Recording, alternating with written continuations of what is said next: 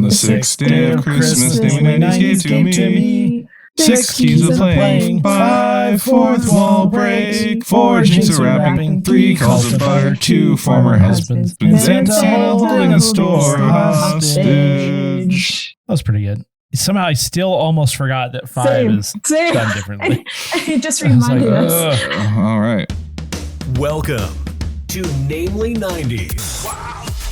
The podcast that takes you back to the time before smartphones, Google, and Y2K. Join your hosts as they relive the pop culture that shaped a generation and the parts that many people wish they could forget. Listen in to the conversation about how the decade defined those who spent their childhood there and how it shaped them as adults. So, turn down the grunge and dial up the internet. Let's get started. It's time for Namely 90s. That's right. You're listening to Namely 90s. My name's Andrew, and over there is Brandon. That's me. You can find us online at namely90s.com or on Twitter and Instagram at namely90s with a 90s. You can also find this show on YouTube at youtube.com/@namely90s. And if you'd like to support the show, head on over to patreon.com/namely90s, also with a 90s, to sign up for one of our support levels. And, welcome to the third annual 12 Days of Christmas specials. And today you join us on day 6 of our special. Happy that Boxing was well Day. done, wasn't it? Oh yes. Well, I haven't written that down. Yes, for I you hope everyone since had a the first lovely episode. Christmas. Yes. Yes, I hope everyone had a lovely Christmas. And are enjoying the banking holiday in our non-US related English-speaking I was really countries. hoping to do some banking today, too. That's unfortunate. Yeah. But we have another returning guest with us today. We have Shaleena of Hey, Everything everyone. 90s. Hello. Welcome back. Thank you. Thanks for doing this again. I know we're a lot to handle, so we appreciate you coming back. For those of you that don't remember, Shaleena is the host of Everything 90s, one of many great 90s podcasts out there, and she takes nostalgic trips down memory lane. Yes. If I may read from your old descriptor, calling all 90s kids and lovers of this decade, join Shaleena on nostalgic trips down memory lane as you reminisce on everything related to the 90s. Yes, that's right. Thank you. I'm glad to be back. Yeah, welcome back. We're happy to have you again. In the past year since we've had you on, how's Everything 90s been going for you? It's been going great. I'm still meeting more new guests that are coming on, making more podcast friends, which is great. And in the new year, I have the 90s versus 2000s series coming back. Excited about Brandon that. was on that. Yeah. We have new categories, new guests, so I'm excited about that. I like to also point out I was not only a guest on that to debate, I also had the honor of being a guest moderator on a different episode. On the anime episode, Yeah, I appreciated that. Thank you for having me on. And then I debated the 90s theme songs. So if you're looking for some episodes of Everything 90s to get into and you're afraid to try something new, something familiar for you over there, listeners. Check out those episodes and then get into Everything 90s. Also, I don't know if you're going to continue this next year, but I've really enjoyed your movie club that you've been doing. Yeah. I've only made it to, I think I only made it to like the first couple, which I'm sorry, I keep having conflicts. That's okay. With the time, but we did Mrs. Doubtfire for one. She's All That. She's All All that was That. your Yeah. pick. Yes, that was my pick because I had to watch it anyways for one of our episodes. But it was nice to be able to discuss it with everyone, all of your group of movie club people, and you. So, do you want to explain that a little? Sure. Yeah, so every month I host a 90s movie club where we watch a 90s movie on our own and then we come together and discuss it. So off the top of my head, memory, we've done, Mrs. Doubtfire, She's All That, Hook. What was that anime one we did? Oh, Princess Mononoke. I was Princess bummed I couldn't see Mononoke. that one. That was a fun one. The one that I really didn't like was like the gangs. Oh, it was. Oh shoot! Because I was confused. Not my movie. It's Boys in the Hood or I always confuse it with. It wasn't Boys in the Hood. It was. It's the one that I always confuse Boys in the Hood with. Menace. I'm sorry. Menace to Society. Was it not Leprechaun in the Hood? Let's just say. Yes, that was I had it. to ask. That was it. Was it no. Menace to Society? Yes, that one. Oh, that was so. I could not. That was.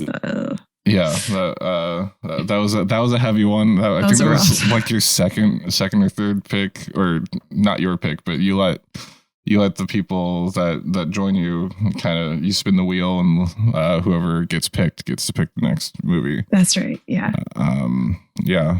Who picked the Pelican Brief? Me. Nice. Because I like Julia Roberts. Yeah. That's on my list of movies to watch. I wasn't able to make it. I think you recorded, or you did it last weekend or yesterday. Yesterday, yeah. Yesterday, as of this recording. I mean, considering it's basically like 2 hours about litigation regarding birds. I don't know. No, I'm just kidding. Stupid. But I'm a big Denzel Washington fan, so I keep seeing it on whatever streaming service, and it just seems a little intense for whatever I want to watch before I inevitably fall asleep on the couch. So I end up not watching it. Yeah, it's a good one. I never realized that they had a movie together. I was watching, I think it was an interview with Julia Roberts, and she mentioned how Denzel gave her good advice. And then I just Googled Julia Roberts, Denzel Washington. I'm like, oh, they have a movie together. How do people join your movie club, the Everything 90s? You could just connect with me on Instagram or send me an email. Email is Shaleena91@outlook.com. And then my Instagram is @everything90spodcast. That's awesome. Nice. Highly recommend it if you want to go down the 90s rabbit hole and to have some fun movies and a good conversation. Yes. Easier than reading a book. Yeah, very true. So how about we should have asked our other guests this question. Do you have a favorite episode or a favorite like run of episodes from this past year since we've had you on last? From my podcast or yours? Yeah. From your podcast. What's your favorite thing about our podcast? Yeah. No, tell us great things about us, Shaleena. No, about your episodes, because like you've had the 90s versus 2000s debates. That was a pretty cool thing you did. I remember the Spice Girls. Did you do a Spice Girls? No. Was that this year? That was a trivia night. Yes. That was fun. Yeah, that looked cool. Like you engage with the audience in ways that we can only hope to do. Yeah, so it's always fun to see what you're doing over there. But do you have like any specific episode that you might want to suggest for listeners?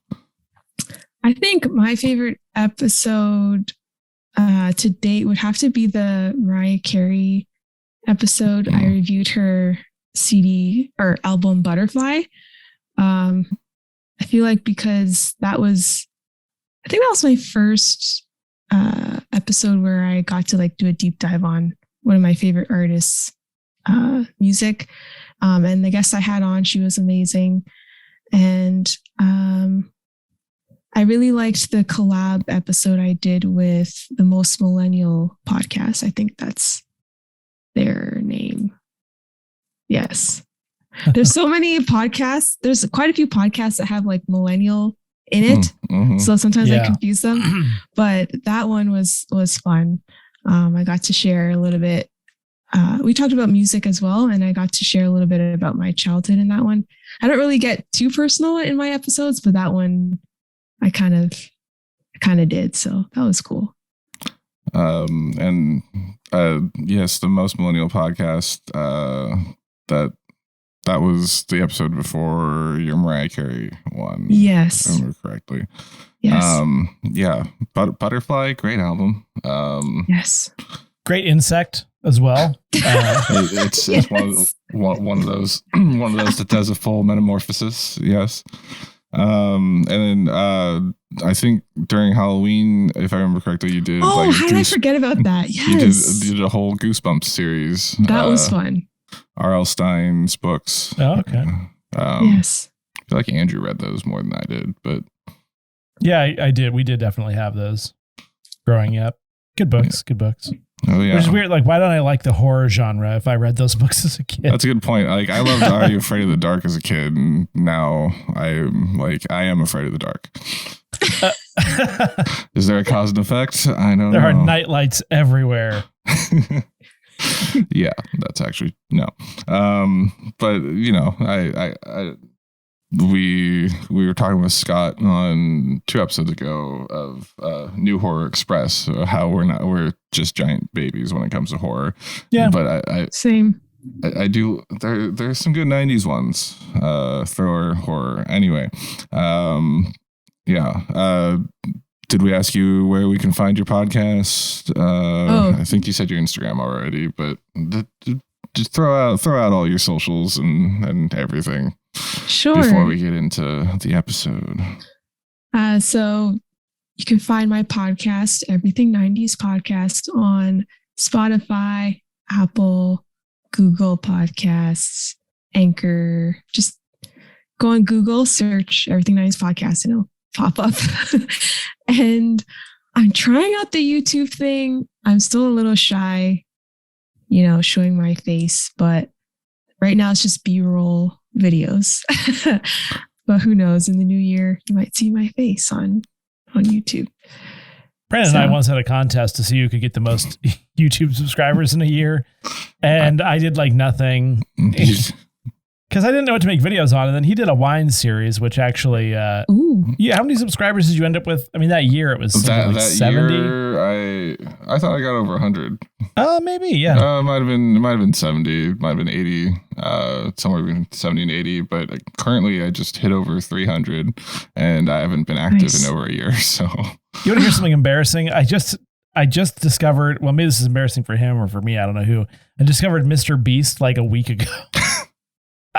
I've had a Mr. Beast burger before from one of his what are they, the ghost kitchens that he has. He has a Mr. Beast burger in like every major city. They're gross. Well, it just kind of proves the point that you can literally just make nonsense videos about anything and somehow get millions of subscribers. I mean, the guy just gives away money. That's how he. It's not a bad model. People love money. People love money. Yes. I feel it. Yeah.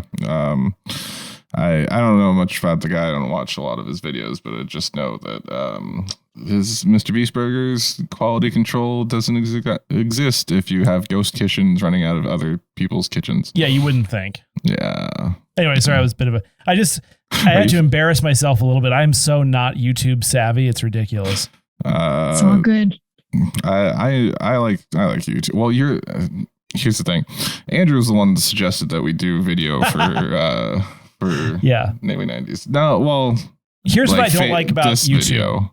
I could probably do something. I could probably make a video or at least like record video, but the process of cutting it together and like exporting it in the proper format, editing, that's not my thing. That's what I found out really quickly. Yeah. I mean, my initial plan was to do like actual edited style videos of this podcast, because if you look back at our first couple episodes, it's like, oh, here's a clip from this and here's a clip from that. And that's a lot. Yeah, that's a lot of work. So it is easier to just slap these all together and throw it up. But I do kind of, or that's why I now do the Namely 90s Minute, which is just a little. Oh, I like those. Oh, thank you. Yeah, those are pretty funny. Yeah. Yes. They're good. I try. Well, not this current week, but other times. It's hopefully it draws in some extra views. But yeah. So did you say what your YouTube channel was? Oh, Everything 90s podcast. Nice. Yes. That's cool. I always forget. Did we ask if we could use your video from this episode in our video? Okay. You could use it. Excellent. Yeah. So if you want to see this awesome person down here, obviously you're watching this on youtube.com/@namely90s. See more of her at Everything 90s. Just throw it in the little search bar up there. You can find it and watch some more episodes. Where do we go from here? We already mined you for your Christmas and holiday memories last year. I guess your new holiday memory is joining us for our previous episode of, it's a new tradition. Yeah. Yes. So should we talk about Blossom? Do we want to? Shaleena, you were the one that picked this episode, so yes. how about you start it off before Andrew throws a wet blanket on us? Oh gosh. I don't know what to say. Well, I started watching Blossom this year, like last month, and I'm like, ooh, it's actually a pretty good show. Maybe 2 years ago, one of my podcast friends had recommended it, and I just never got around to watching it. But when you invited me back on, I was like, "Ooh, can we do Blossom?" Since it's like fresh in my mind. Oh yeah. So yeah. We were happy to oblige this year, since I didn't like a crazy person stage out every single episode like it had in the past. It's actually a lot easier on me for some reason. But yeah, Blossom's one of those shows that like I know the name of it, obviously I'm aware of it, but this isn't what I remember the show being. So I think I have it confused with a different show. I knew of Blossom. I also haven't watched it before this, but like I knew who Maya Bialik was, and I knew she was Blossom, and I knew she had the hat with the flower on it. I thought it was a blonde girl. I'm wondering what show I'm getting it confused with. Full House? I don't know. It was a single word title. Oh, how about Sabrina? Not Sabrina, but the other one that she was in. Clarissa Explains It All. I don't know. I can't remember. You're going for one word, because so Blossom I always confused with like Soleil Moon Frye's show, Punky Brewster. Punky. Because she was also a spunky teenager in the late 80s, early 90s or something, which I've never seen that show either. But Blossom is. I knew it was Mayim Bialik. I knew it was Joey Lawrence, and I knew that he goes, "Whoa." That's good. Thank you. And then because I watched Joey Lawrence had a show after Blossom where it was just him and his two brothers. And that was the sitcom. They all were just brothers living together. So like I somehow missed Blossom, which is an American sitcom that aired for 5 seasons on NBC. It was a mid-season replacement from 91 until May 1995. Let's see. Blossom Rousseau, the main character, played by Mayim Bialik, is an Italian-American teenager who lives with her single father, Nick, in a male-dominated household that includes her elder brothers, Tony and Joey. The start of the series, her mom, apparently, they're adjusting to her mom having left her dad. There's a common 90s trope there. Divorce or death of mother. I feel like that has been in a lot of things we've talked about. Party of Five. Nick is a session musician who is frequently between gigs and tours. And Tony is a recovering alcoholic and drug addict who eventually goes on to be a paramedic. Wow, I did not know that about Tony. Wow, that's intense. And Joey is the middle sibling, a stereotypical dumb jock, known for his exaggerated delivery of his catchphrase, "Whoa!" And she also has a best friend named Six Lemure. Is anyone else just worn out by like character development and casting from the 90s? They're like, what we need is the smart sister and the dumb jock brother. You're like, oh, good, this again. Like, it just feels very tired, even by this time. And that's their trait. The end. Yeah. Final thing here I have is Blossom would frequently have fantasy sequences where she would receive advice from celebrities such as Mr. T, Felicia Rashad, David Spade, Kermit the Frog, Will Smith, and God, played by Don DeVello, because he's Italian. She asks Will Smith for advice and he just slaps her. No, I'm just kidding. Oh, gosh. I cannot. I love making jokes that are no longer current. It's my favorite. I mean, it's... The other day I made a joke about hanging chads. That's like a 23-year-old joke. You made that joke on the podcast like a month ago. Oh, I did it at work too. Anyway, for those of you that don't remember, hanging chads were a controversial voting thing in the 2000 election. Yeah, because Florida. See, I didn't know that. Yeah, there was this whole thing where, like, with the voting system, you like punch through a hole at the voting booth, and it was supposed to poke out the little piece of paper. But that little piece of paper was still attached. It was called a hanging chad. And then they had to determine, like, if two of the corners were still attached, it wasn't a vote. But if it was only attached by one corner, it was a vote for that candidate. And then ultimately, at the end of the day, I think the Supreme Court ended up deciding that George W. Bush won that election. It's kind of an interesting story, actually. Oh. And you can see why our democracy is failing. Hanging chads. Yes, and they were trying to win Florida, which was apparently a swing state at the time. Yeah, it was very closely contested.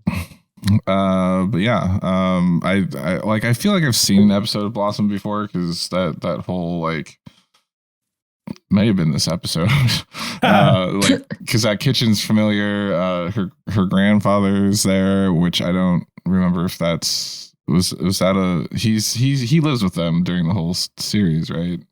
Like. Not in season 1, because okay. I'm still in season 1, and he hasn't popped up yet. Okay, so I will say the floor plan of this house seems to differ from every other floor plan from 90s sitcoms. Does it? A little. Oh, in the fact that the front door is on the right side of the screen, and the kitchen's in the left side of the house. Side. Yeah. It feels different. It feels fresh. Yes. It's slightly inverted. Any other Blossom tidbits that anyone wants to share? Shaleena, how is season 1 so far? And has this ruined your viewing now that I've spoiled? Oh, no. No, in the first season, they revealed that Tony is a recovering addict. Okay. And that her mom left them. I can't remember why. I think something about her career. She left to pursue her own life and career. Okay.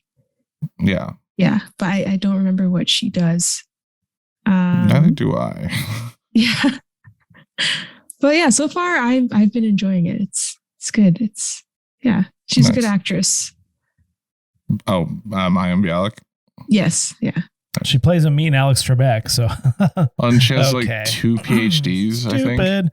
Yeah, there was that light science denying controversy that kind of got swept under the rug, but other than that. Well, I mean, that too, but it's yeah, she had like a slight controversy, but I mean, it wasn't as bad as objectifying disabled people like Ken Jennings did on like some old tweet that he posted a long time ago.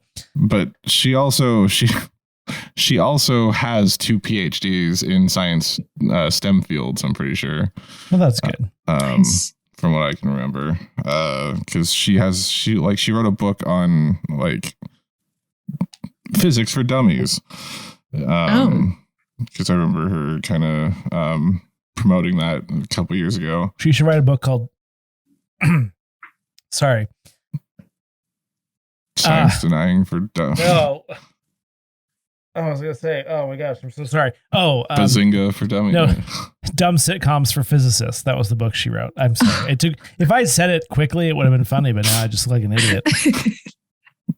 I started saying it and it wouldn't come out. Yes. She has 3 books.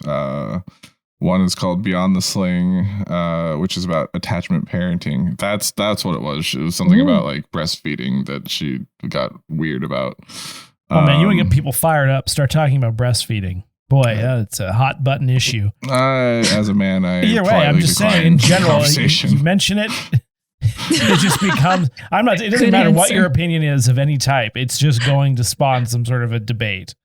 Her second book is called Mime's Vegan Table, which contains over 100 of her vegan recipes. And the third book is Girling Up, about the struggles of and ways in which girls grow up, showing the scientific ways in which their bodies change. And a fourth book, even though I said she had 3. Learning to Count with Miam. Boying Up, which analyzes the science and anatomy and mentality of growing up as a boy and the physical and mental changes and challenges boys face while transitioning from adolescence to adulthood. Interesting. Stimulating. Yes. She was also on The Big Bang Theory, for those of you who are yes, she was. Sorry, that. I was imitating the laugh track. Now I need to do that every 5 seconds so that you get the full effect. Or I could just clip it and keep playing it at random intervals. She was Sheldon's girlfriend for the majority of the series. This is a show that I hate watched all 20 seasons of. I've never seen it. But I've heard of it. I would recommend literally anything else, but it was popular in the Midwest. It was, yeah, and it's on all the time in syndication. It's ridiculous. Like, it'll come on in the background, and I can't hear the dialogue, but I can just hear continuous laugh track. We don't like to yuck yums here, but at the same time, the Big Bang Theory is lowest common denominator humor. Each episode, it's about a bunch of nerds that live together that are socially awkward and can't. And then sprinkle in some cringy physics from every now and then. Yeah, what they do is they'll just go to the Wikipedia page, type in physics stuff, and click on an article, and then make the jokes or the big story of the episode be about that. And oh gosh, it's true. Yeah. It so was Blossom. it was the most watched show across the nation, whereas a good show, Community, same time slot, was if this gives you any context, it was created by the same guy who created 2.5 Men. Yeah. Yes. Oh, okay. But I didn't watch that show either. I would. But I know of it. Yeah.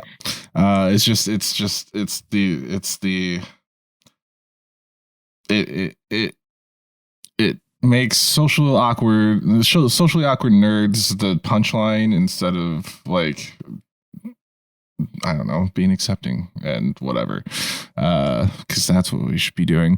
And it alienates the nerds and makes everyone go, ha, look how foolish and socially awkward they are. And that's the gist of 10-12 seasons of the entire show. Wow. Whereas smarter sitcoms came along and failed while they were choked out by that. But let's talk about a smarter sitcom, Blossom. It's a Marginal Life. Let's go in the way back machine to season 2, episode 13 of Blossom. It starts with Blossom learning to drive with her dad in a car. no words were said other than Yeah, that was. I was like, what am I watching? It was so strange. Yeah, jumping in on it and not knowing who anyone is. Yeah. It's just them driving in a car. And yeah. It was it was that cut to titles. Yeah, that felt a little abrupt to me. And like they were trying to fill in some gaps. I felt that the title sequence was moderately painful, but I don't like anything. But they were looking at the camera like you do, like you like. That's true. How do you feel about the title sequences, Shaleena? Sorry, title sequence. That's like the opening credits when she's dancing. Oh, okay, yeah. I like her style. A lot of outfit changes. Yeah, I like her outfits. Very, very 90s.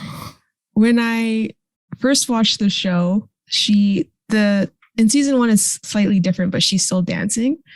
And at first I'm like, oh wow, I didn't expect this. She actually has moves.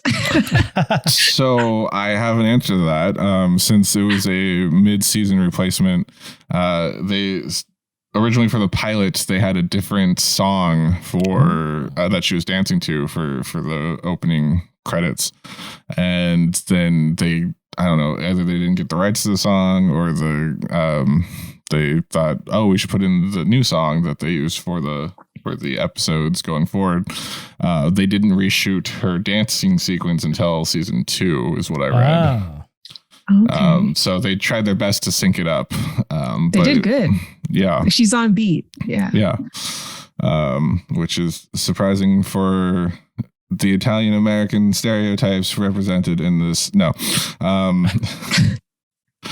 Yeah. So we get into their kitchen. They're all apparently Blossom survived driving her father, and she's complaining to her friend Six about, or she's being quizzed about the driver's test in America. How do you have drivers? What's the driver's ed type thing in Canada? Here it's 16 you get a license, 15 you get a learner's permit, and after 18 you can drive by yourself if you haven't got your license before that. Okay.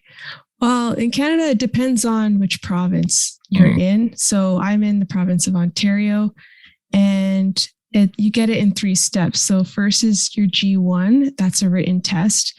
And with your G1, you're supposed to be driving with someone with, I think, like 10 plus years of driving experience. I can't remember the time frame or the amount of years. And you can't drive on the highway, which is, I think you guys call that freeway. It depends on state. Yeah. A freeway I would consider like an interstate or a multi-lane divided highway, whereas a highway would be like a state, main state thoroughfare road that could be, a 2-lane highway or whatever. It's kind of weird. I don't actually know how to define that. Okay. Well, there's no traffic lights. I don't know if that. Yeah. Okay. Let's put it this way. For me, a freeway, instead of turns, and it has exits. So you take an exit instead of a turn, and highways have turns. That's kind of how I look at it. Oh, okay. So yeah, I guess it'd be equivalent to your freeways.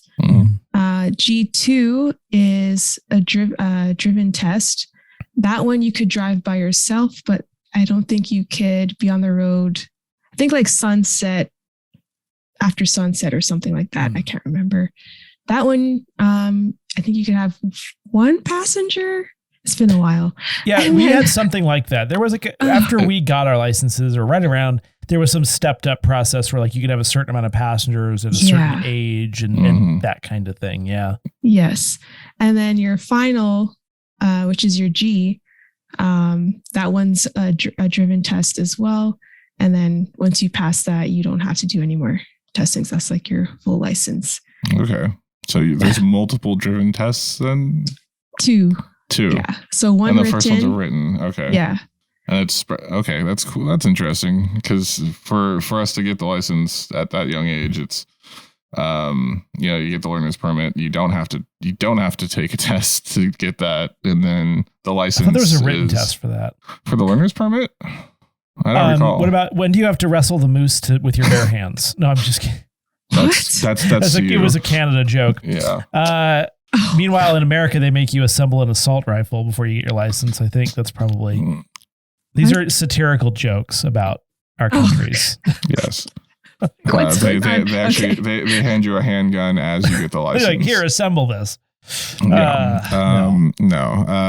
But it was like, how far from a fire hydrant are you allowed to park? What kind of right of way should you give other vehicles in certain situations? That kind of thing. We have the written and the test at the same time, and that's when we get the general license. But I think now you're right, Andrew's right. There, if you're 16 to 18, there's kind of like a provisional license where you can only have X amount of people in your car.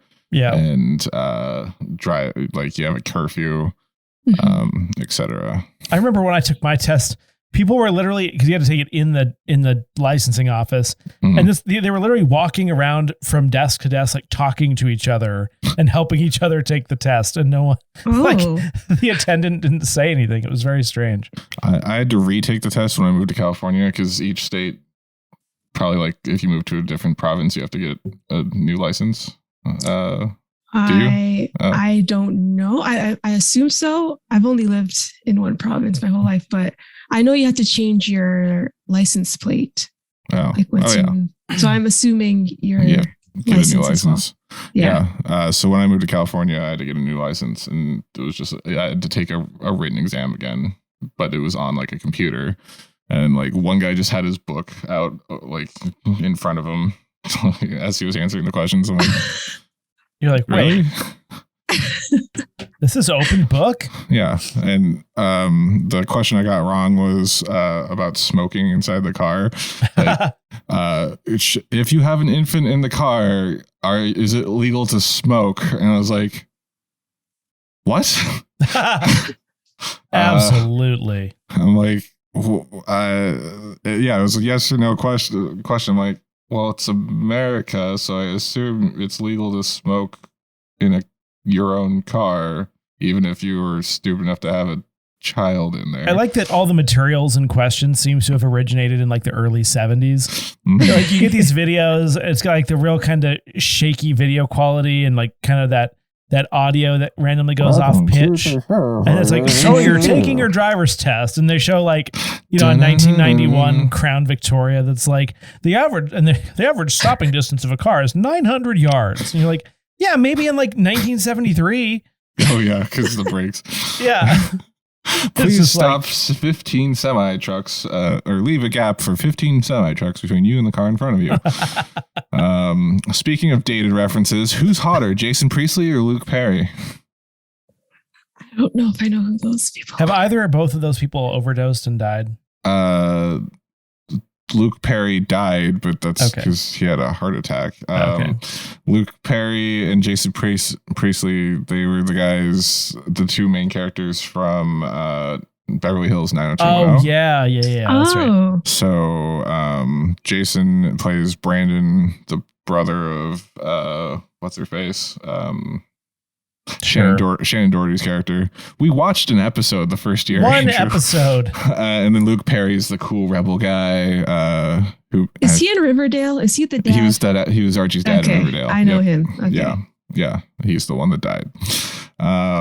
So who's hotter, Jason Priestley or Luke Perry? And then that's the question 6 asks Blossom for her driver's test questions, and she's like, no, about driving. Who looks hotter driving? Jason Priestley or I did laugh at that. That was pretty funny. Her grandpa says, I'll take you out driving because her dad's too busy or something. Joey wants Miss December for Christmas. Feel free to jump in at any point. They get a postcard. They get a postcard from their mom, who has a new boyfriend, which I guess was just kind of thrown in there so we can have the resolution at the end. Yeah, exactly. but she's in Paris or something and met a French artiste. Yeah, they find an old fruitcake. That was gross. It's always funny. Like, it's from 1986, and I was like, and then I was like, I did the math, and I was like, it's only 5 years. Yeah.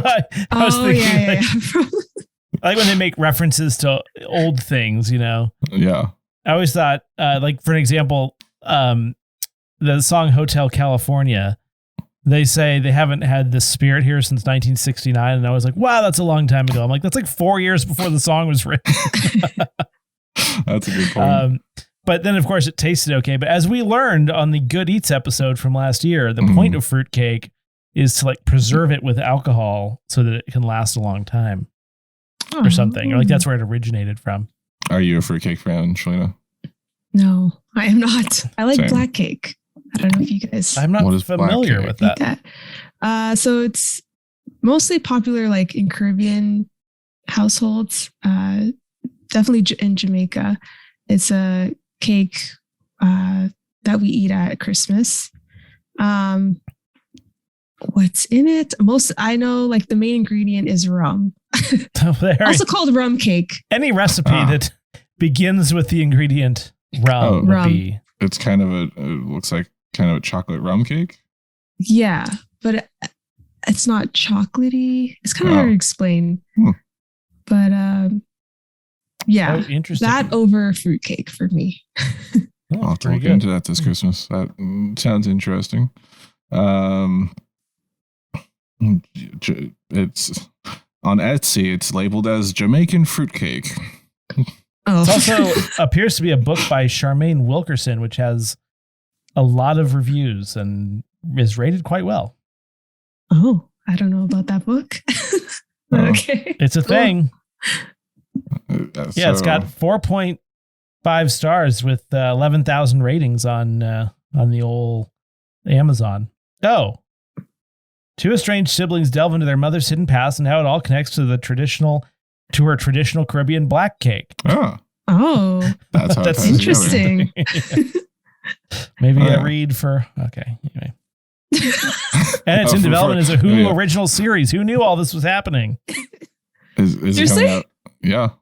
Produced by other people and Oprah Winfrey. Who knew? All right, we learned something today. Yeah. All right. Let's see. The dad comes in, says he got a job, calls the grandpa Baldy. I didn't understand the relationship between them, but Shaleena hasn't gotten that far in season 1 yet. So sorry. I guess we'll skip over that. Why is the friend's name Six? Did we ever figure this out? That's not a name. That was like in the first season, what I've watched so far, that's how she was introduced. So I have no idea. Yeah, that's a number. I assume her parents someone had to say it. I assume her parents are hippie. Okay. Or that kind of that I think that's sense. What they're going for with her vibe. Like, what is that short for? Yeah.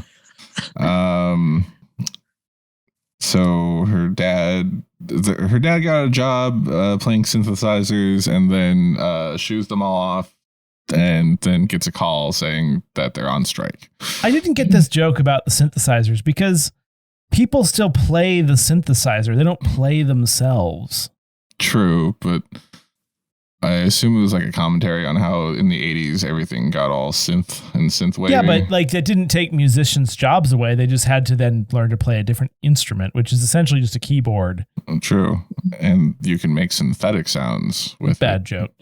Well, so the dad, from what I could gather, the dad was a jazz musician. Or not the dad, the grandpa was a jazz musician. Yeah. So maybe he's snooty about real instruments or whatever. I thought he was lying because I didn't quite understand what was going on to the cop. We'll get there, but yeah. Well, it's just right now. They went off to go learn to drive with Blossom, and so the grandpa was asleep while in the passenger seat. Blossom and Six are just like terrified because they're driving. They somehow got on a major highway. It's like the scene in Clueless where they end up on the freeway and start freaking out because they accidentally ended up on the freeway. And then they get pulled over by a cop. You know the thing that made me crazy about that when they got pulled over? I was like, I'm not sure if they were just trying to fill time or give more time for witty banter, but I was like, stop the car. She rolled and came to a stop for so long. Yes, I'm like, just hit the brakes. I noticed it was a very long time. Yes. I was thinking that too. I'm glad someone else noticed. It takes forever for her to pull over. I mean, I don't think that maybe that was meant to be a joke, but it was like there was a good amount of filler in this episode. I feel like this is one of those Christmas episodes where they're like, I don't know how to throw a Christmas episode together. I'm just going to have what I want in here, and then we'll make some filler around it. I do like when the grandpa he's like, the cop goes, oh, there's a $20 bill stuck to this. That's weird. And it's I didn't get that. He was like low key trying to bribe the guy. Mm-hmm. Oh, okay. Got it. Yeah. I don't think a $20 bill. Like if it would have been $100 bill, I think it would have been more obvious, but $20, I don't think that's going to do it for you. Early 90s, that's nothing to sneeze at. Right. But also he gives the cop his pilot's license because apparently he hasn't driven since 1946. And also Blossom's pulled over for going 7 miles an hour. Yes. Which is apparently a thing you can be pulled over for, going too slow and disrupting the flow of traffic. Yeah, I have a quick story connection to that. So with my G2 test, this was like I was 18, I think, or 19.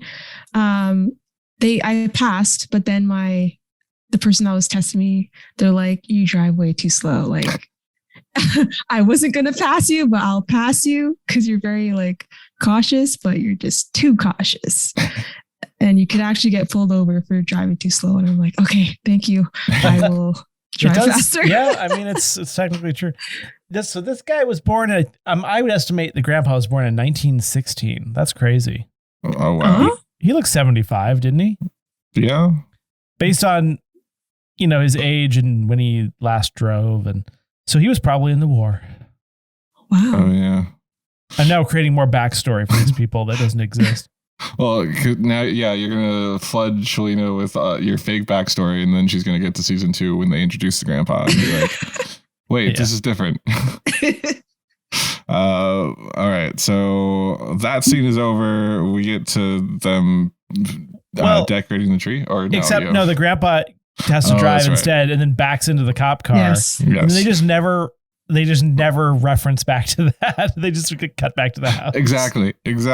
Also, I would like to point out that they went over each other instead of getting out and just walking around. Yeah, I know. I saw that. But I guess they were in the station wagon, so that works. I don't know. I didn't like it. So they're decorating the tree. They're stringing popcorn on a string. Do any of you string popcorn for your Christmas decor?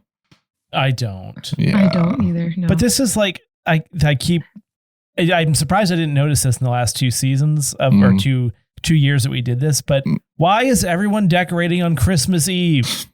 I don't understand. So last minute, gosh. Yeah.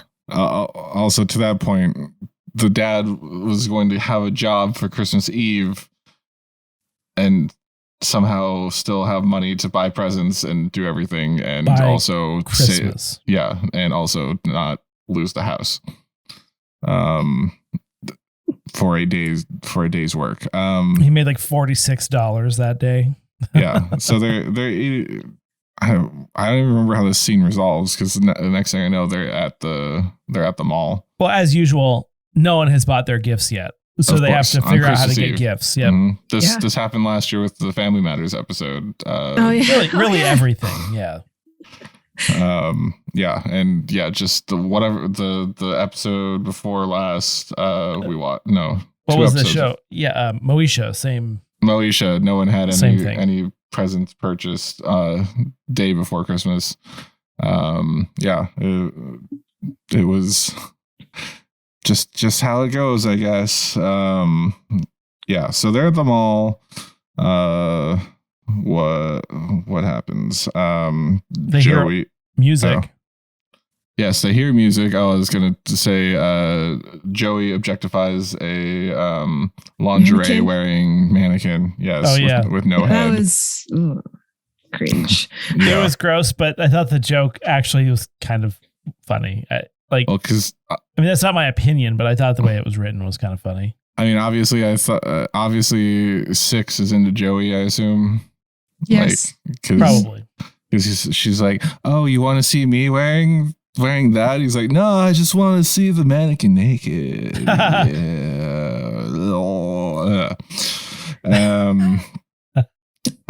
With a body like that, who needs a head? Sweet Donato. Whoa. They hear the music. They're drawn over to the organ store. That's piano style organs. I think the only reason he was playing an organ is so they could repeatedly make the joke that he was selling organs. Because they said it more than once. Like if it was just pianos, it would have been still fine and it would have gone with the story. But I surely think they wanted to make a couple more jokes. Yeah, one thing about this episode, it was packed full of the jokes for sure. They find out their dad's a mall musician trying to sell organs. Where Joey's friend, I don't remember the guy's name. Me either. But is his boss, his dad's boss. They try to encourage their dad. Six is oblivious to what they're doing, and is I thought that would be super humiliating. She just ruins the moment. Yeah. I don't know. Whoever the boss guy is the most unlikable person probably in the history of television. He's a 17-year-old kid that's a metalhead and into Megadeth, Anthrax, and Slayer. Oh, where do they live? Is this Chicago again? Kind of feels like it. It feels like it, but they never really specify. Do they ever specify? I don't recall. I'm not sure. Let me see if I can find it. I guess it would probably be New York, but yeah, they shot it in the Studio City house in Studio City, but Blossom takes place in what city?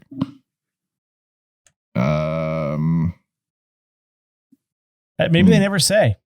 Maybe not. Maybe it's just it generic. Feels New Yorky or New Jersey, I think we'd see snow though. No, this one says it took place in California. Yeah, there was no snow on the ground. Yeah, that's true.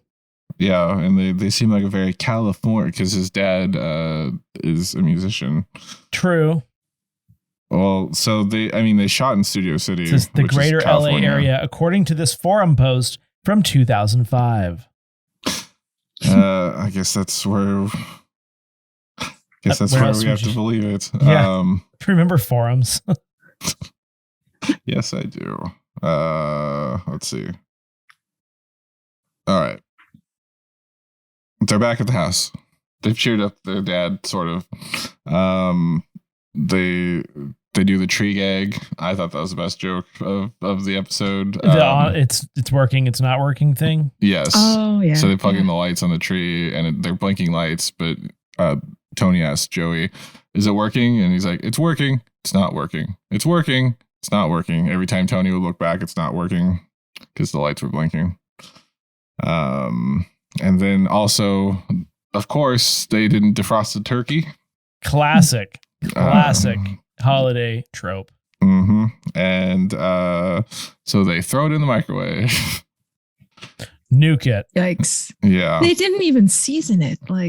No. I mean, I don't eat meat, but come on. To be fair, I thought they were going to defrost it in the microwave because a lot of them have a defrost function and then cook it. But the thing is, then it turned black later and was sizzled to a crisp. It shrunk to the size of a pheasant. It's like from a microwave wouldn't do that. Any And of second that. of all, if you did that in an oven, you had to cook it for like 20 hours to get it to do that. Like it's always, if anything, you'd undercook it and then just give everyone food poisoning. Mhm.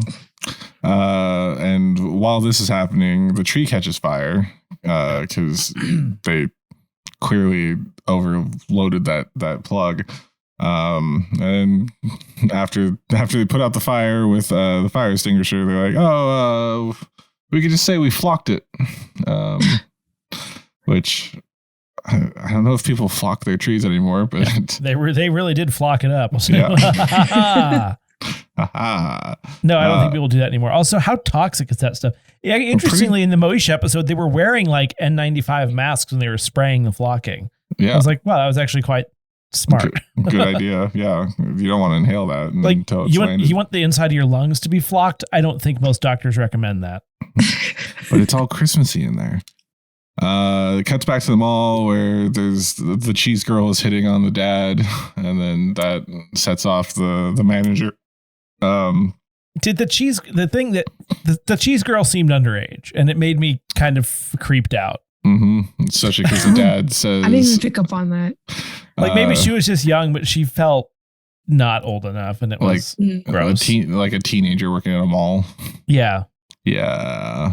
She's like, I have cheese in my pocket. And the dad's like, I just thought you were happy to see me. Which is, I didn't get that. I didn't get that joke. Please oh, explain. Is it like sexual Shaleena, or like? yes. Okay, don't explain it. Don't explain it. It's, maybe she was like in her mid 20s. I don't know. Did you figure it out? No, but Don't. I'll Google it. No, I okay, might don't don't need to do Google. that. Don't Google. Okay. Usually it's not cheese. It's a roll of quarters or banana, hot dog, etc. Gun.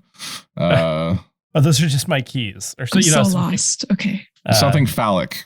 Yeah. It's Or bad. are you? Is that a blank in your pocket, or are you just happy to see me? Is the But joke. yes, sexually in a Yes. way. Yeah, I guess. Oh, wait. I don't know. It's okay. We'll fill you in. Yeah. Megadeth. We're just casually ruining Shalena's innocence here. It's okay. I thought that was on the Canadian driving test. I'm confused. Clearly, it's just an American euphemism. All right, so God, we are the worst, aren't we? As a country. yeah. Absolutely, we are. They have an argument about metal music, and the dad's just like, all these bands are just trying to be Led Zeppelin, and the owner, the kid, the manager's just like, who? I expected him to just full on deck that kid when he said who, but he didn't really react as strongly as I expected. Well, because he needs a job, so he went back to working, and the kid's just like, I'm so stressed, man. I'm gonna have to go another direction and hire a drummer to play these Christmas tunes hours before Christmas. Yeah, aren't they closing in like 45 minutes? They should, yeah, pretty much. But somehow he had a time to get the check from the kid, cash it, and then go shopping. The kid's got him a camera for Christmas, which why is that even relevant? I guess it was for the joke, so we could take pictures of these wonderful memories, she says, next to the burnt tree and the tiny turkey, tiny burnt turkey. Dad gets home and says he got carjacked by the pregnant lady scam. Has that ever happened to anyone? Nope. Just No, me? I wasn't even aware that was a scam, but I was like, oh wow. Well, the moment he said there was a pregnant lady, I'm like, okay, yeah. But back then, to steal a car, all you do is like scratch the VIN number off and then just steal it forever. And now they all have like, GPS and other stuff. Much harder to. And was his car the station wagon that they were driving in? Like, I think it so. must have been. why would you want that? Yeah. Back then, that was fancy. Yeah, I guess so. But yeah, he got tricked. So for those of you that don't know, the pregnant lady scam is you'll see on the side of the road, a broken down car with a pregnant lady trying to change her tire. And then you stop, and the moment you get out of the car to help, they jump in your car and drive away, and the person in their car drives away. Yeah. See, the problem is that these scams do exist in real life. Mm-hmm. And it's sad that like scammers are now making me a bad person, because I would see a pregnant lady on the side of the road and be like, F that, and then just like speed by. But then she would just actually be pregnant and have a flat tire. Yes. You know what I mean? Pretty much, yeah. I guess lock your car. That's just to point. be safe. Yeah, well, I mean, they could pull out a gun. Yeah, it's also, I now have one of those proximity keys, so it's like, okay, and then they get in, it goes like 10 feet, and then the car just quits because the key is in my pocket. That's a good point. Yeah, why did he leave the keys in the car? I don't know. So let's see. He comes home with a pillow and a jack. The pillow was what she was pretending to be pregnant with, and the jack was also a part of the scheme. They see that the turkey has been microwaved to the size of a pheasant and burnt. So he sends the kids to get pizza. He yells at people that come to carol at his house. Yeah, classic. Yeah, the carolers felt really off key to me. I'm not a singing enthusiast, but it sounded bad. So you would also yell at them to go away? Yeah. And so he shoos everyone out of the house because he just wants to sit in his depression. But they like kept alluding to him killing himself too, which was, or at least once. Well, they didn't want, yes. Which was my main concern. I was like, this isn't looking good. Yeah, grandpa was like, you're not going to stick your head in the oven, are you? And then he said something to the extent of, I wouldn't make your Christmas happy if mine's not going to be. Boy, that's toxic. Dial 988 if you're feeling. Well, the dad and the dad and his dad don't really get along. Is what we have figured out. And he sits down to watch TV, and the only thing on every channel is It's a Wonderful Life, which is related to the title. It's a marginal life. I was expecting more of It's a Wonderful Life, like other episodes that are named after It's a Wonderful Life tend to be. Yeah. So that this was a nice departure from that. And her ex-wife's boyfriend shows up randomly with some gifts for the kids, and no one else was home. Her ex-wife's new boyfriend was heading to Tahiti to paint and be an artist. So the dad takes all the gifts the boyfriend also brought separate gifts for all the kids. So he, I just like, wouldn't it be evident that he didn't know who they were purchased for? Yeah. So he's just putting random tags on the gifts. Well, no, he was taking the old tags off and putting new tags on. Oh, okay. So he didn't know who they were for. Okay. Yeah. I mean, it would also be, if one of their two vehicles was stolen, it would be curious for them to come back with pizza and only have and the dad have new presents. And he had admitted he had no money or presents. Right. Well, I thought it was going to keep going for like another 4 or 5 minutes, and they were going to like open these presents that didn't make sense. Yeah. And it was going to be, they'd catch him in the lie and whatever. But then I realized we'd already been watching for 22 minutes. Yeah. No, that was the resolution to the story. Hey, Deus Ex Machina or Deus ex-wife boyfriend and yeah, that one didn't. Well, like they resolved nothing. Like what, the next day he's just fine, or is he back to being suicidal or whatever? Nearly. I mean, you'll have to see after the winter break if that happened. Well, no, because we get an end credit scene with Santa Claus leaving presents under their tree, and the kids are like, "Oh, that's sweet of Dad to dress up," and then they're like, "Let's go back to bed." Like, hey, who was that? Yeah, and the dad comes down the stairs and like, "Who's that?" And I thought that was going to turn into a thing, but no, it's just Santa turns to the screen, breaks the fourth wall, and goes, "How's it going?" Merry Christmas. And it was actually Hulk Hogan. No, I'm kidding. Lou Ferrigno. Yeah, sorry, that was a Gremlins 2 reference you were making. Good on you. Yeah. Final thoughts on It's a Marginal Life? Anyone? Who wants to go? Shaleena? Yeah, I like while watching it, I thought it would have similar themes to It's a Wonderful Life. Because I was like the whole time just waiting. I'm like, okay, nah, it's not happening, I guess. And then when the dad is watching TV and it keeps saying It's a Wonderful Life coming up next, I'm like, oh, maybe now it's gonna like turn into it. Turn into it. But then I checked the time stamp. It's like 2 minutes left. I'm like, oh, okay, I guess not. Yeah, and excuse me.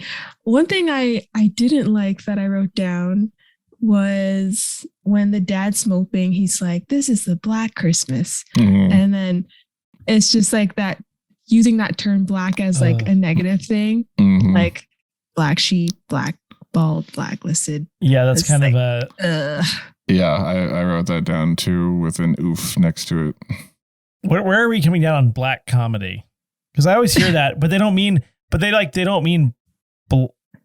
black as in black. They mean like dark. Dark comedy. I always found that term to be a little bit problematic too. But yeah.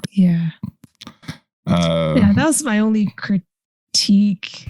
2 critiques of this episode, and I didn't really understand the whole driving scene at the beginning, like how it relates to the whole plot or character development. I don't know.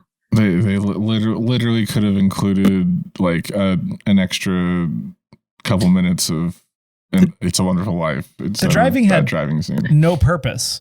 Like the opening scene just led to the later scenes of the driving, which really didn't tie into the episode in any way, shape, or form. Exactly. Yeah. They just wanted the dad going, who is this guy? Why is he making those sounds? Next to a teenage girl in a car. And why is she driving so badly? Yeah, wow. Oh no. Andrew? It's a marginal show. Let's see. No, it was a wild ride. The jokes were plentiful. Some of them were humorous. I don't really like the show in general. So best of luck watching it. But this is probably gonna be it for me. I can see there were points where the dad was overacting and looking at the camera and things like that. Like dancing across the kitchen when he got a job. Oh yeah, that was weird. But I think it's designed as like a family show, kids show. So it has that feel good element to it, which is nice, except for the part where the dad's going to put his head in the oven. And yes, the use of black as a negative connotation for the Christmas, definitely problematic. Thank you 90s for doing we made it almost the entire episode without fat shaming, transphobia, homophobia, racism, but they just snuck it in there. A suicide joke? Yes, a suicide joke. But he wasn't actually going to do it. I know. But whenever we do have these episodes where, we probably should have provided a trigger warning for that. Remember, National Suicide Hotline, 988, 24 hours a day from your telephone. R.I.P. Green Ranger. Is that how he died? Yeah. Oh, no. According to TMZ. And that's Namely 90s with your month late report on Jason, David, Frank. Final thoughts? I think we yeah. One thing. I think the whole time watching it, I was asking myself, is the grandpa from Sister Act? Because he looks like one of the teachers. Huh. Either the first one or the second one. I can't remember. Did you? I didn't confirm. I'll look while Brandon concludes. Okay. Feel free to cut it in. So that's it for this holiday edition of Namely 90s. Tune in tomorrow for day 7 of our 2022 12 Days of Christmas specials. thank you so much to Shaleena of Everything 90s for coming on. Let our listeners know where to find you, Shaleena. You can find me at Everything 90s Podcast on Instagram, YouTube, and podcast platforms. Sister Act 2. Good pick up there. Thank you. I know you did an episode. You did an episode on Sister Act, but did you do a movie club? I did not. Maybe I'll have to throw that in as a pick at some point. Yes. You can find us on Twitter and Instagram. And as always, you can find us on Twitter and Instagram at Namely90s with 90s, or find our personal accounts at bshwitty and at NamelyAndrew, and tell us what you want us to talk about in future episodes. If you'd like to support the show, please check out our Patreon at patreon.com/Namely90s, also with 90s. Finally, you can also... Slow down. Finally, you can also contact us through our website, namely90s.com. No, you can't. Please subscribe to us on Apple Podcasts, Stitcher, Google Podcasts, Spotify, YouTube, Deezer, TuneIn, iHeart, Good Pods, and wherever you get your podcasts from. I'm Brandon. That's Andrew. Thank you one final time to Shaleena of Everything 90s. And we'll catch you tomorrow for day 7 of our 12 Days of Christmas specials.